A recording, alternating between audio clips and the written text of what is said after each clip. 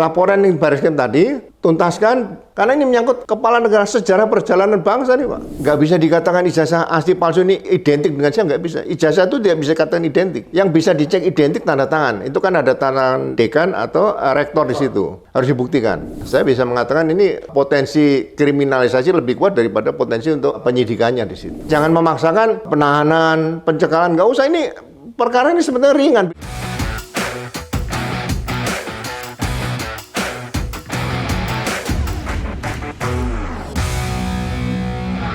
Saya bukan hanya hobi komputer.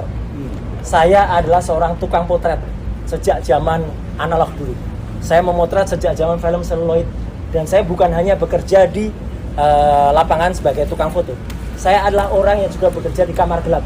Jadi saya mengerti bagaimana komposisi kalau misalnya kita pakai fixer, kita pakai pengembang, film itu dicuci, kemudian dicetak, kemudian kertas film apa, dan untuk pas foto yang tertempel di barang yang disebut ijazah itu, saya dengan lantang dan tegas mengatakan saya sangat ragu bahwa itu usia sudah lebih dari 40 tahun. Terlalu tajam, terlalu baru barang itu sebagai sebuah foto yang dicetak dengan kertas foto di tahun 80-an. Ya, karena kertas foto di tahun 80 itu ada usianya. Bahkan ijazah Dr. Rismond sendiri yang usianya baru sekitar 20 tahunan kira-kira, 23 tahun, itu pun sudah mulai berburam. Kembali bersama saya di Abraham Samad Speak Up. Netizen, hari ini saya menghadirkan tamu yang luar biasa. Ini sahabat kita semua, Komjen Polisi Purnawirawan Ugro Sino. Assalamualaikum Pak Ugro. Waalaikumsalam. Netizen, Pak Ugro ini mantan Wakapolri. Pak Ugro, ini kan menarik. Ternyata kasus Roy Suryo dan kawan-kawan itu belum berhenti. Ya. Udah memasuki babak yang menurut saya babak cukup menentukan ya. Kemarin ada gelar perkara khusus. Ya. Mungkin Pak Ugro juga ikuti ya. Dan konon kabarnya di situ terjadi perdebatan yang cukup sengit. Karena pihak Jokowi mendalilkan bahwa katanya sudah diperlihatkan tuh ijazahnya Jokowi. Yang menurut mereka itu asli. Tapi lagi-lagi dibantah oleh Mas Roy Suryo dan kawan-kawan bahwa itu tetap bukan ijazah yang asli. Menurut Pak Ugro nih, bagaimana sih seharusnya penyelesaian kasus ini? Kan ada dua kasus. Ada laporan pidana juga yang bergulir tapi kemudian dihentikan di Baris Krim itu ya. Jadi, kalau menurut kacamata Pak Ugro nih, bagaimana seharusnya dua kasus ini? Ya, jadi gini Mas Abram, jadi kaitan dengan ijazah yang diduga palsu diduga palsu nih, kan harus dibuktikan. Saya mulai tertarik apa yang pernah disampaikan oleh Profesor Suparji, ya, dari Universitas Al-Azhar di situ mengatakan antara otentik, identik atau asli di situ. Asli. Ya, jadi kalau ijazah asli, ya asli dari mana? Harus ada pembanding gitu. Pembanding saya rasa tidak diperlukan. Mungkin salah satu dari sekian bukti yang harus dibuktikan oleh keterangan saksi atau keterangan ahli dan mungkin juga petunjuk. Jadi dari alat bukti. Nah, kalau sekarang dinyatakan di gelar khusus tadi kan seolah ini ada ijazah asli. Hanya boleh dilihat selama 5 atau 6 menit mungkin ya. Nggak boleh diraba. Nggak boleh diraba. Nah, itu bukan bagian dari bahwa itu ijazah asli dari UGM. Ya kan? Tapi nyatanya ijazah asli. Ya. Jadi kalau dinyatakan ijazah asli, karena berkaitan dengan ijazah, nah, berarti satu harus dicek yang seperti dikatakan oleh beberapa rekan, Dr. Tifa, Dr. Roy Suryo, Dr. Rismond. Satu tentang transkrip nilainya, ya kan? Prosesnya ya? Iya, itu harus dicek benar apakah transkrip nilai betul. Kemudian, ya kalau mahasiswa itu kan ada laporan KKN nih. Foto-foto waktu kita masih KKN. SD, SMP, apalagi KKN itu penting di situ, ya kan? Jadi petunjuk juga bisa nih. Kemudian ada SK Yudisium, itu juga perlu dibuktikan di situ. Nah, baru kemudian masalah skripsi. Ini juga penting di sini. Skripsi? Iya. Jadi ijazah yang diduga palsu ini harus dibuktikan oleh ya minimal 4 atau 5 minimal. Minimal barang bukti 5 atau 6 dan harus dibuktikan dengan ahli tadi mungkin lebih dari itu. contoh, ijazah ini harus dilihat tanda tangan. Tanda tangan ini bisa dilihat identik atau tidak identik dengan tanda tangan. Jadi kalau ijazah identik itu bagi saya nggak bisa dikatakan ijazah asli palsu ini identik dengan saya, nggak bisa. Ijazah itu tidak bisa dikatakan identik. Yang bisa dicek identik tanda tangan. Itu kan ada tangan dekan atau rektor di situ. Harus dibuktikan. Kemudian autentikasi, ya kan? Autentikasi ini berarti benar-benar dikeluarkan oleh UGM atau bukan? Karena kalau yang sekarang ijazah-ijazah seperti itu sudah terekam, terdaftar di Dikti.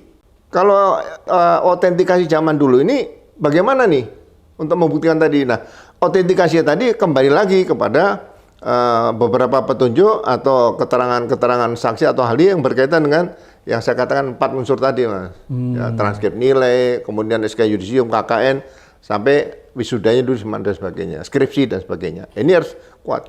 Jadi tidak semudah hanya menunjukkan saja yang masih menjadi debat sekarang ini. Jadi sekali lagi ijazah ini harus benar-benar dibuktikan baik secara forensik, secara field investigation di lapangan, maupun dari beberapa saksi lain yang kira-kira untuk memperkuat tadi. Tanpa itu, ya saya bisa mengatakan ini potensi kriminalisasi lebih kuat daripada potensi untuk penyidikannya di situ. Jadi Pak Ugro tetap melihat potensi kriminalisasinya itu masih kuat ya? Masih kuat, lebih kuat, ya. Kalau saja Pak Ugro, kita berandai-andai ya, kalau saja ternyata dari hasil laboratorium forensik yang dimiliki Polri menyatakan bahwa ijazah Pak Jokowi yang disita oleh Polda itu asli, itu gimana tuh kira-kira? Ya, kan kita bisa menggunakan saksi yang disampaikan oleh para yang sekarang diduga terlapor atau tersangka nih. Ahli dong yang diajukan nanti. Adu keterangan ahli di situ. Jadi Pak Ugro mau katakan bahwa laboratorium yang dimiliki Polri tidak punya kewenangan menyatakan ijazah itu asli atau palsu? Loh, sebetulnya laboratorium jangan mengatakan ini. Seperti contoh kebakaran saja, Mas. Kebakaran itu penyebab kebakaran apa?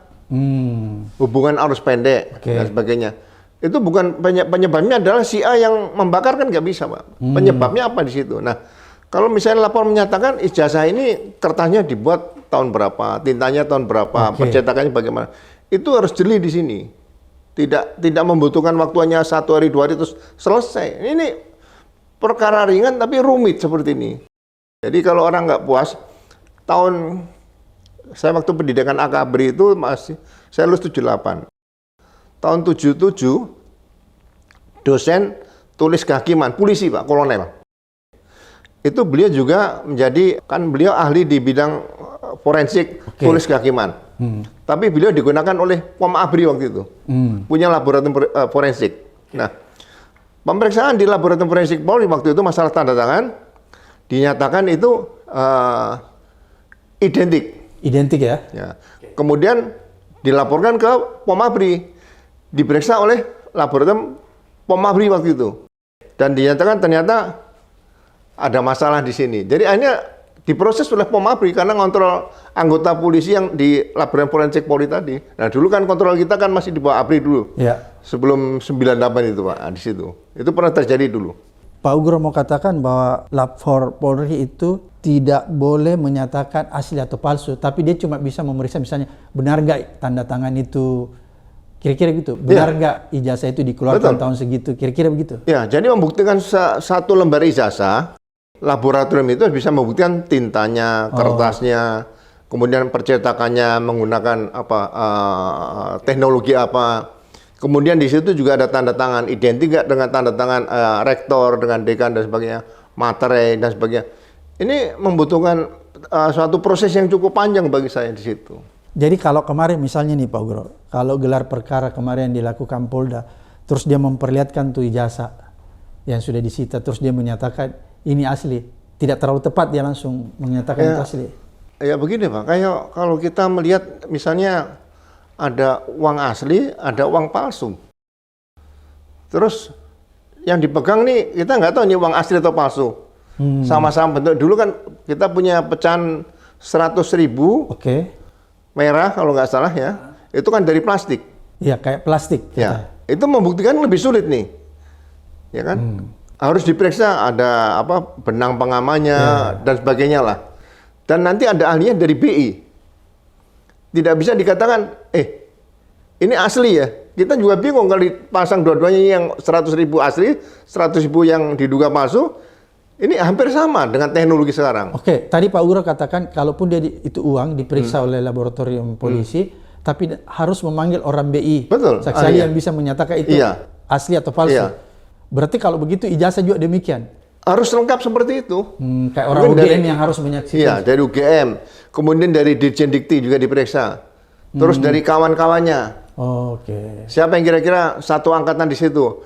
Terus masuknya tahun berapa? Pegawai TU waktu itu mungkin yang pertama kali menerima administrasi siapa nih? Oke. Karena ini sudah digunakan oleh yang bersangkutan, oleh beliau, Pak Jokowi, untuk mendaftar di kepala daerah di Solo, di DKI, sama menjadi kepala negara. Ini sejarah perjalanan seorang manusia bernama Pak Jokowi ini dan sejarah perjalanan penyidik loh. Kalau ini salah, ini nanti anak cucu juga akan membaca situasi ini. Itu yang bahaya nanti. Jadi kalau begitu Pak Ugro menyatakan bahwa ketika ijazah itu diperlihatkan di gelar perkara terus cuma diberi waktu tidak terlalu lama untuk mengamati, melihat dan tidak boleh meraba, itu adalah sesuatu yang janggal. Ya mungkin baru sekian persen, belum totalitas bahwa itu menyatakan ijazah ini asli, belum bisa. Oh, jadi gelar perkara kemarin itu tidak boleh dijadikan justifikasi bahwa itu ijazah asli, nggak bisa. Ya masih terlalu pagi untuk menyatakan seperti itu ya, menurut saya loh ya. Iya. Kalau Pak Ugro sendiri melihatnya, harusnya proses apa sih yang dilakukan Polda agar supaya bisa menemukan kebenaran yang sebenarnya dari polemik ijazah ini? Ya, buktikan dulu masalah ijazah ini dulu. Gitu loh. Kalau misalnya ijazah ini sudah kan ada laporan dari Barreskrim misalnya tadi. Ya kan? Dibuktikan, kemudian kalau misalnya penyidikan loh, bukan penyelidikan, Pak. Tapi kan yang di Barreskrim dihentikan di proses penyelidikan. Oke. Ya, penyelidikan makanya saya katakan berulang-ulang, penyelidikan intel dengan penyelidikan reserse berbeda, Pak. Kalau penyelidikan reserse itu bagian dari penyidikan, sehingga dugaan ijazah palsu yang dihentikan itu hanya SP3.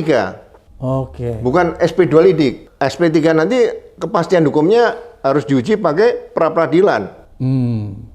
Nah, pra-peradilanmu kamu menyatakan SP3 sah, itu masih butuh waktu lama kalau ada novum. Karena kepastian hukum yang asli, yang benar itu baik dan yang benar dan adil itu adalah putusan di pengadilan. Ya, putusan pengadilan sekarang pun, ya mohon maaf saya tidak nyerang pengadilan nih. Ya. Kadang-kadang fakta dalam sidang dengan putusan berbeda. Ya kan? Iya. Saya sekarang ya coba menghormati Pak Presiden kita kan. Ya. Mungkin beliau selama berapa 15-20 tahun mengikuti perkembangan Indonesia ini banyak kriminalisasi, fakta sidang tidak sama dengan putusan. Beliau keluarkan peluru kendali tadi, Pak. Peluru kendali yaitu abolisi, amnesti dan rehabilitasi. Ya, ini sekarang yang baru terjadi sekarang ini yang menurut saya kehebatan Presiden kita Pak Prabowo di situ. Jadi kalau menurut Pak Ugro, perjalanan kasus Mas Roy Suryo dan kawan-kawan ini masih butuh waktu ya yang panjang? Butuh waktu panjang karena harus dibuktikan secara benar, adil tentang dugaan ijazah palsu ini dulu. Apakah Pak Ugro melihat mereka ini kan sudah dijadikan tersangka nih, Roy Suryo dan kawan, dan kemudian disusul dengan pencekalan. Apakah ini pantas? Ya sebetulnya bagi saya terlalu pagi juga lah kalau menyatakan pencekalan. Satu, pasalnya undang-undang sekarang lah, undang-undang ITE, undang-undang KPK korupsi ini. Ya. Itu juga banyak menarik dari tindak pidana umum dari KUHP. Iya betul. Tidak murni itu ITE, tidak murni itu korupsi. Ya. Nah, jadi saya menganalisa kenapa dalam suatu peristiwa bisa menggunakan undang-undang KUHP, yang satu undang-undang ITE. Nah, kalau ada dua pelanggaran seperti dikategorikan pelanggaran dua undang-undang seperti ini, apakah penyidikannya nanti menggunakan Direktorat Tindak Pidana Umum atau Direktorat Cyber? Harusnya ya kalau misalnya 310, 311, ya gunakan aja pasal penghinaan tadi 310, 311. Tidak usah ditahan, ajukan sidang aja. nanti biar pembuktian di pengadilan. Seperti itu. Jadi jangan memaksakan penahanan, pencekalan, nggak usah. Ini perkara ini sebenarnya ringan, bisa diketemukan juga bisa, dibawa ke pengadilan juga bisa, tapi nggak usah kecenderung kuat sekali untuk bisa pengen menahan orang. Itu menurut saya itu yang harus dihindari sih. Jadi tidak timbul pro dan kontra seperti itu. Jadi Pak Ugro melihat dengan adanya pencekalan yang dilakukan oleh Polda terhadap Roy Suryo dan kawan-kawan ya, semua itu 8 tersangka itu kan kena pencekalan semua. Apakah menurut Pak Ugro itu tindakan yang berlebih-lebihan? Ya, orang yang mudah dicari. Nggak perlu dicekal ya? Loh, kalau mau dicekal, mau kemana? Dicekal itu kan pasti ada dasarnya, Pak. Iya, iya. Waktu zaman saya masih aktif dulu, kalau mencekal itu kan harus minta persetujuan ke Bareskrim. Tidak bisa, tapi nggak tahu aturan sekarang ya. Jadi ada filternya. Nanti kalau gitu Polsek bisa mencekal orang, Polres bisa mencekal orang, Polda bisa mencekal, Mabes juga bisa mencekal. Ini mungkin nanti perlu diatur dalam perkapnya lah kalau ke depan nanti. Tapi kalau Pak Ugro sendiri melihat ini masih prematur ya sebenarnya, nggak perlu ada pencekalan ya? Kalau bagi saya pencekalan tidak diperlukan saat ini, nggak diperlukan. Nah, kalau dipanggil berkali-kali tidak ada, dicari alamatnya juga mungkin sudah tidak ada di situ. Baru boleh. Ya mungkin menghilang ke Papua atau kemana, dicari di Jawa nggak ada, ya dicekal ya silakan lah di situ. Jadi ada upaya-upaya proses dari yang mulai yang termudah sampai tersulit. Nah, setelah dilakukan penyidikan dan penyelidikan, ini perlu dicekal seperti itu. Jadi ada berita acara pencarian DPO dulu dan sebagainya. Ini kan nggak ada DPO tapi pencekalan seperti itu. Artinya Pak Ugro bilang harus ada tahapannya dulu ya. Tahapannya harus jalankan dulu. Pencekalan ya. Iya. Ini langsung melompat ke pencekalan. Iyalah, ini kan pembelajaran hukum bagi generasi Polri ke depan nanti. Ini ke depan ini tantangannya juga lebih sulit, tapi jangan menggunakan pola-pola yang tidak tepat seperti itulah bagi saya. Oke. Tadi Pak Ugro katakan ini kan agak prematur sebenarnya ya. Apakah bisa lewat setelah gelar perkara khusus kemarin, kan di situ pasti ada perdebatan ya, alat bukti semua dibuka, kemudian ada fakta-fakta bisa dijelaskan. Apakah lewat gelar perkara khusus kemarin justru ini membuka peluang bagi kepolisian, Polda dalam hal ini, untuk bisa melangkah lebih jauh? Misalnya begini, ternyata dalam gelar perkara ini tidak ditemukan bukti yang kuat, kemudian disusul misalnya SP3, bisa nggak begitu Pak Ugro? Bisa juga ke arah sana, bisa juga karena ini sudah digelar, ditunjuk ijazah, karena ada permintaan dari para tersangka untuk melihat ijazahnya, ya dilanjutkan seperti itu. Jadi ini bagi saya kondisi di persimpangan seperti itu. Jadi bisa SP3, bisa dilanjut? Iya. Jadi bagi saya penyidik itu harus independen. Saya nggak tahu ya, setiap kali kasus apakah harus digelar perkara. Bagi saya sebagai melihat generasi penerus Polri tadi, penyidik-penyidik, gelar perkara itu harus ada pertimbangan khusus. Sebetulnya ada apa gitu. Kalau perkara seperti dugaan ijazah palsu ini nggak usah pakai gelar perkara, penyidik siapapun bisa menangani, kok gampang itu. Tapi bisa juga lewat gelar perkara ini polisi mengambil satu kesimpulan nih, misalnya tiba-tiba meng-SP3 kan, bisa juga begitu? Bisa nggak masalah. Walaupun sedang dilakukan pemeriksaan ya? Ya misalnya keberatan, seperti yang saya dengar dari Dr. Tifa menyatakan, ada penyitaan sebanyak 706 atau 702 dokumen. Nah, penyitaan ini berapa persen yang kira-kira harus diperiksa oleh laboratorium forensik? Berapa persen yang harus dilengkapi dengan pemeriksaan saksi-saksi berita acara dulu? Itu penuhi dulu. Jangan sampai kuantitasnya 706 atau 702 tadi dokumen yang disita, tapi pemeriksaannya hanya 4 atau 5, kan sangat aneh. Padahal itu sudah meminta penetapan dari pengadilan. Nah, ini semua harus dibuktikan dulu, diperiksa secara laboratorium forensik atau berdasarkan keterangan saksi. Kalaupun kita berandai-andai ya Pak Ugro, kalaupun misalnya kepolisian memaksakan melanjutkan perkara ini, karena habis dari penyidik pasti nanti dilimpahkan ke penuntut umum tuh, ke kejaksaan. Apakah nanti kalau di kejaksaan masih terbuka peluang kasus ini dihentikan, misalnya lewat SKP 2, surat keputusan SKP 2. Ya, pemberhentian penuntutan. Kemudian ada deponerin dan lain sebagainya. Apakah itu masih terbuka Pak Ugro? Ya kalau sesuai dengan hukum acara pidana dan undang-undang ya, undang-undang nomor 11 tahun 2021 kejaksaan tadi ya, pasal 35 huruf C tadi masih ada potensi ke arah sana. Atau yang tadi penghentian penuntutan perkara penghentian penuntutan dalam perkara pidana tadi, itu yang pasal 14 Eropa KUHP tadi, itu juga ada kemungkinan bisa dihentikan penuntutan di situ. Apa kira-kira yang bisa dijadikan dasar nih Pak Guru ya, kalau kita lihat sehingga jaksa itu bisa mengeluarkan penghentian penuntutan? Misalnya tidak terlalu cukup kuat bukti atau apa? Ini kan bisa, sebenarnya penentuan tersangka sekarang juga bisa digugat di pra-peradilan. Oke. Nanti di penuntutan juga kalau masih dalam proses penuntutan masih bisa digugat di pra-peradilan juga, ya kan? Nah kemudian pihak penasihat hukum nih, para tersangka nih, itu juga bisa membuat surat, misalnya kalau sudah berkas dilimpahkan ke jaksa, atau mungkin sudah perlimpahan pertama pada jaksa, bikin surat kepada Jaksa Agung Muda bidang pengawasan. Nanti ada semacam supervisi atau pemeriksaan dari Kejaksaan Agung kepada Kejaksaan Tinggi atau Kejaksaan Negeri nanti yang akan menyidangkan seperti itu. Jadi mekanisme itu masih banyak yang bisa ditempuh misalnya. Tapi kalau selama ini pengalaman Pak Ugro, misalnya nih, ada kasus di kejaksaan, kemudian dia mengeluarkan penghentian penuntutan. Biasanya penghentian penuntutan itu dikeluarkan karena memang tidak cukup bukti ya, kira-kira begitu. Jaksa melihat masih ada bukti yang belum bisa dipenuhi di situ. Walaupun tadi misalnya di kepolisian dianggap sudah cukup, kemudian dia limpahkan, tapi habis itu jaksa punya kewenangan. Iya, makanya seharusnya ya kalau saya dulu waktu masih di PTK tahun 85-86, ya sebetulnya polisi dan jaksa main golf pun nggak boleh sama-sama. Itu untuk menciptakan independensi, ya kan?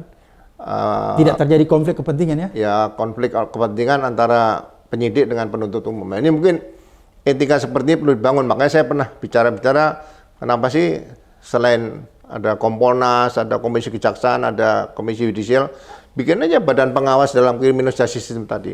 Nah, ini diisi tokoh-tokoh. Ya. Siapa misalnya dulu ada Artijo Alkaucan yang belum kuat nih. Ya. Nah, ini kalau memvonisnya terhadap para petugas ini cukup berat. Kalau perlu ya diberhentikan tidak dengan hormat seperti itu, karena demi penegakan hukum yang seadil-adilnya seperti itu. Jadi harus dikontrol ya? Harus dikontrol sangat kuat oleh badan yang independen ini. Jadi bukan misalnya lembaga-lembaga pengawas internal, Kompolnas, kemudian Kejaksaan, Komisi. Dia harus satu payung. Ya, di situ ada mantan Polri mungkin yang ya usianya kan sampai 85 masih sehat lah otaknya ya kan.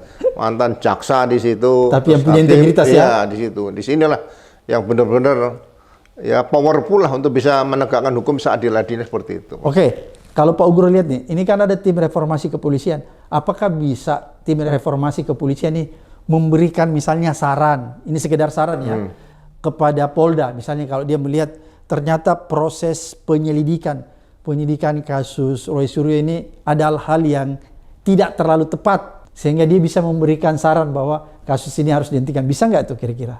Kalau Komisi Percepatan Reformasi yang dibentuk Presiden, ya, yang dipimpin Pak Jimli ya? Pak Jimli, ada Pak Mahfud MD. Saya lihat Pak Mahfud MD juga melihat situasi ini agak pengen teriak, tapi karena posisi beliau yang sulit. Nah, beliau akhirnya menjelaskan, saya bicara sebagai pengamat hukum, guru besar, sebagai guru besar, sebagai profesor dan sebagainya seperti itu ya. Jadi tidak mau dikaitkan dengan pekerjaan yang sedang diberikan oleh Presiden untuk menjadi tim dalam Komisi Percepatan Reformasi tadi. Berarti kalau menurut Pak Ugro ada keraguan-keraguan juga dia? Ya, dihadapkan pada situasi begini. Ternyata untuk menjadi anggota Komisi Percepatan Reformasi itu bukan hal yang gampang. Dalam perjalanan, di tengah jalan ini kok ada kejadian lagi nih. Nah, beliau kan mau diterjang atau menghindar dulu, ya seperti itu ya. Nah, ini yang harusnya, kan di dalam ada Kapolri juga nih. Jadi harusnya sampaikan di situ aja. Ini bagaimana, diskusikan aja supaya sampaikan pesannya lewat Kapolri tadi kan bisa sebenarnya. Ya bisa, mekanisme itu bisa ditempuh secara tidak resmi lah kira-kira gitu, dalam tim itu aja. Kalau Pak Ugro sendiri nih, sebagai mantan Wakapolri dan punya pengalaman panjang yang sudah bertugas di proses penyelidikan, ada nggak memang kejanggalan-kejanggalan dalam proses penyelidikan dan penyidikan kasus Roy Suryo dan kawan-kawan ini, Pak Ugro? Ya, sejak awal beberapa orang yang mengatakan ya ijazah ini belum dibuktikan karena sudah digunakan. Kalau ijazah itu dulu tidak digunakan untuk masuk ke kepala daerah, wali kota atau gubernur atau kepala negara, nggak ada masalah. Nyimpen ijazah palsu nggak dilarang. Oh gitu ya? Asal nggak digunakan. Jadi nggak ada masalah itu? Nggak ada masalah, tapi karena digunakan. Itu yang jadi masalah? Ya, nanti permasalahan misalnya kita lihat apakah presiden-presiden sebelumnya itu ada ijazah palsu kan, sekolah SD-nya jelas, SMP-nya juga jelas, terus SMA-nya juga jelas, ya kan? Karena aturan sekarang ketentuan untuk jadi calon presiden harus minimal ijazah SMA, ya itu yang ditunjukkan. Kalau misalnya Pak Jokowi kemarin menggunakan ijazah SMA mungkin nggak ada masalah. Oke, jadi seandainya ijazah SMA-nya aja nggak ada masalah ya? Ya, nanti kan paling orang dicek lagi karena ini untuk pembelajaran KPU ke depan. Nah. Jadi kalau misalnya untuk verifikasi itu harus ada berita acara.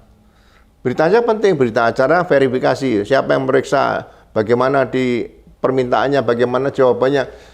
Ini harus jadi dokumen seperti dokumen penyidikan tadi di situ. Oh, jadi Pak Ugro mau menyatakan bahwa seharusnya KPU melakukan verifikasi faktual, bukan administratif. Betul, iya. Jadi bukan hanya omon-omon saja, tapi administratif, bukan administratif aja ya? Dilengkapi seperti itu. Oke, jadi itu yang jadi permasalahan tadi yang menurut Pak Ugro bahwa sebenarnya kenapa jadi janggal masalah ini, ya. Karena ijazah ini sudah pernah digunakan. Sudah digunakan, jadi pasalnya kan ke 263-nya ayat 2-nya dulu yang ditegakkan nanti, baru nanti bergerak ke ayat 1 terangkat semua di situ. Ini kan ada orang mewacanakan nih Pak Ugro, restoratif justice. Kalau menurut Pak Ugro itu gimana tuh jalan keluarnya? Kan sebagian orang mulai mewacanakan itu kan terhadap perkara Mas Roy Suryo dan kawan-kawan. Ya sebetulnya ini kan sudah ada buku putih Jokowi White Paper nih. Sudah ada penelitian dilakukan secara ilmiah, secara akademis oleh 3 tokoh ini. Kan saksi juga sudah cukup banyak, ya kan.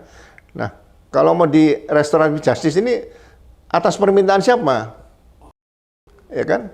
Atas permintaan Pak Jokowi bisa juga ditolak.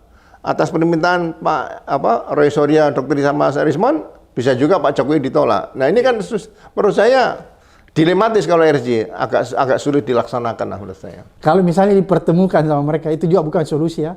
Dipertemukan nanti dialog dulu pasti, diskusi dulu kan. Misalnya gini nih Pak Ugro, dipertemukan lantas Pak Jokowi memperlihatkan ijazah aslinya. Apakah itu masuk dalam kategori restoratif justice? Loh, kalau Pak Jokowi menyatakan dan bisa menjawab pertanyaan-pertanyaan tadi, ya kan? Iya kalau itu benar-benar asli, ya selesai. Okay. Tapi kalau ternyata tidak, ini kan jadi masalah baru nih sini.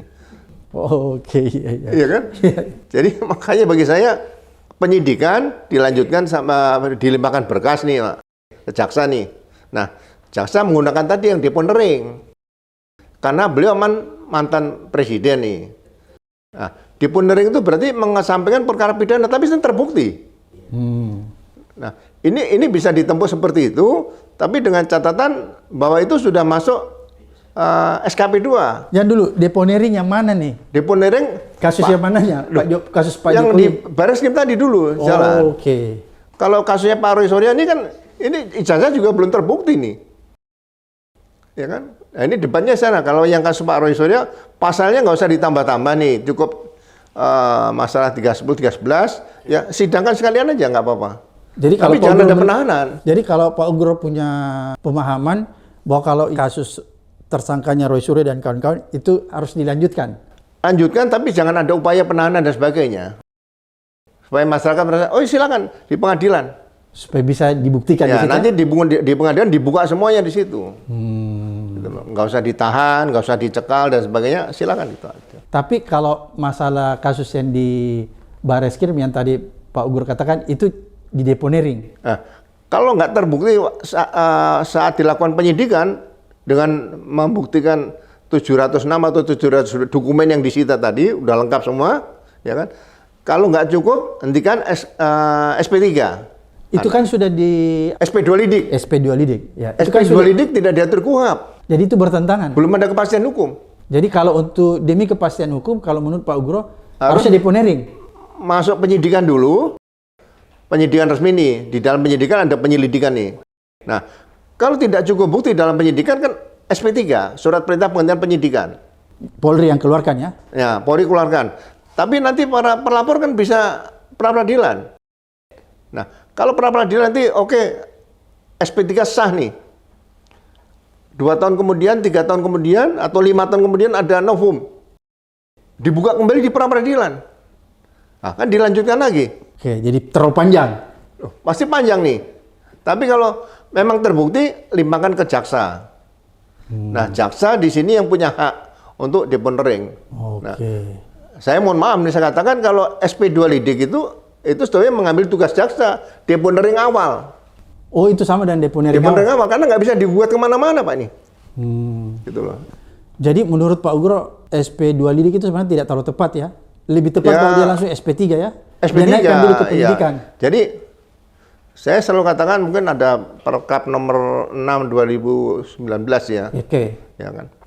Jadi, setiap peristiwa yang diduga pidana atau pidana dilaporkan oleh masyarakat, ya, kemudian dilaporkan ke kepolisian, itu harus diterbitkan SPDP, bukan surat perintah penyelidikan. SPDP. Ini polisi diberikan kewenangan oleh KUHAP luar biasa. Jangan sampai penyidikan ini sekarang dirubah ke penyelidikan. Ya. Kalau penyidikan ini tidak digunakan oleh polisi dengan sebaik-baiknya, saya mohon maaf loh. Ya. Saya ingatkan, ini nanti akan diambil jaksa. Bahaya nih Pak. Nah, kalau sudah diambil jaksa, polisi jadi apa? Kembali sebelum KUHAP. Jadi pembantu jaksa. Apakah polisi mau dikembalikan seperti sebelum KUHAP Pak? Kita yang bayangkara itu pasti tidak terima. Makanya kembalikan lagi polisi peran sebagai penyidik. Jangan dikuas sebagai penyelidik. Nah, penyelidik tadi bagian daripada penyidikan. Makanya kata kunci saya katakan penyelidikan intelijen Polri dengan penyelidikan reserse Polri itu berbeda.